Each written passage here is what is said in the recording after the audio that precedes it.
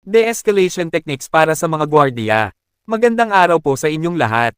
Narito po tayo ngayon sa F. Santos ng dagdag kaalaman para talakayin ang isang napakahalagang paksa para sa mga security personnel, ang mga teknik sa de-escalation. Sa programang ito, ating tututukan ang mga praktikal na hakbang upang maayos na mahawakan ang mga sitwasyon na may potensyal na maging marahas, at mapanatili ang kapayapaan at kaligtasan. Ang insidente sa Bohol ay nagsisilbing paalala sa kahalagahan ng mahusay na pagsasanay sa de-escalation. Ano nga ba ang de-escalation? Ang de-escalation ay isang proseso ng pagpapababa ng tensyon at galit sa isang sitwasyon. Hindi ito simpleng pag-iwas sa away, ito ay aktibong pagkilos upang mapakalma ang isang taong galit o nababahala.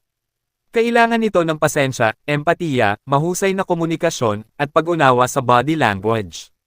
Mga hakbang sa de-escalation. 1. Pagkilala at pag-unawa sa sitwasyon. Manatiling kalmado, ang pagkalma ay makakatulong. Huminga ng malalim at kontrolin ang inyong emosyon. Ipakita ang inyong pagiging profesional sa pamamagitan ng inyong posture at ekspresyon. Pagmamasid, maingat na obserbahan ang tao. Ano ang kanyang body language? Nakakuyom na kamao, mabilis na paghinga, pag-iwas ng tingin, ano ang sinasabi niya?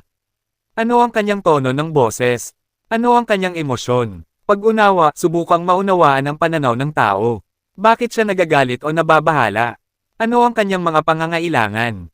Ilagay ang sarili sa kanyang posisyon. 2. Paglapit at komunikasyon. Lumapit ng maayos, huwag biglang lumapit.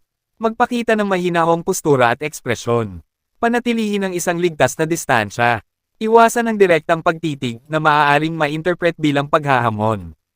Pakikipag-usap, gamitin ang mga salitang nagpapakita ng paggalang. Iwasan ang mga salitang maaaring magpulala ng sitwasyon. Gamitin ang po at opo kung naaangkop. Halimbawa, sa halip na huwag kang sumigaw, subukan ang naiintindihan ko po na kayo ay naiinis. Ano po ang nangyari? O, kung may nagwawalang customer sa isang tindahan, magandang araw po. Mukhang may problema po kayo.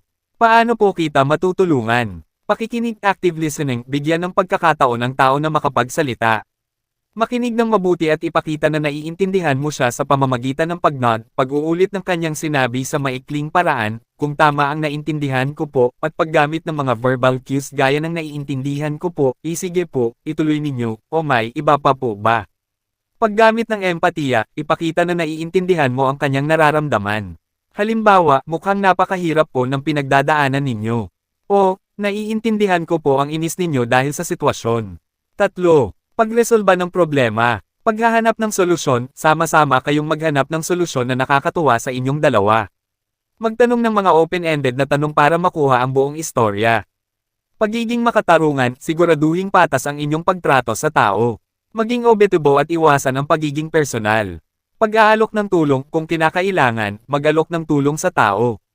Halimbawa, ano po ang maaari kong gawin para makatulong? 4. Pag-iwas sa karahasan. Pag-iwas sa pisikal na pakikipag-ugnayan, hanggat maaari, iwasan ang pisikal na pakikipag-ugnayan. Ang pisikal na pakikipag-ugnayan ay maaaring magpalala ng sitwasyon. Tandaan ang inyong personal na kaligtasan.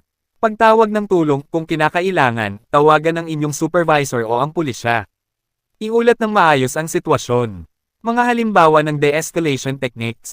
Paggamit ng statements, sa halip na sisihin ang tao, gamitin ang tamang paraan at ipahayag ang kanyang nararamdaman. Halimbawa, naramdaman ko pong natakot ka, pagbibigay ng oras, bigyan ng tao ng oras para huminahon, kailangan po natin ng kaunting oras para makapag-isip ng solusyon, pag-aalok ng pagpipilian, bigyan ng tao ng mga pagpipilian para makaramdam siya ng kontrol sa sitwasyon. Gusto ninyo bang umupo muna tayo at pag-usapan ito ng maayos? Ang de-escalation ay isang mahalagang kasanayan para sa mga gwardiya. Sa pamamagitan ng pagsunod sa mga hakbang na ito, maaari ninyong maiwasan ang karahasan at mapanatili ang kapayapaan at kaayusan. Tandaan, ang inyong kaligtasan at ang kaligtasan ng iba ay napakahalaga. Magsanay at maging handa sa lahat ng sitwasyon. Maraming salamat po, at huwag kalimutan na mag-subscribe at share upang mas marami pang makaalam.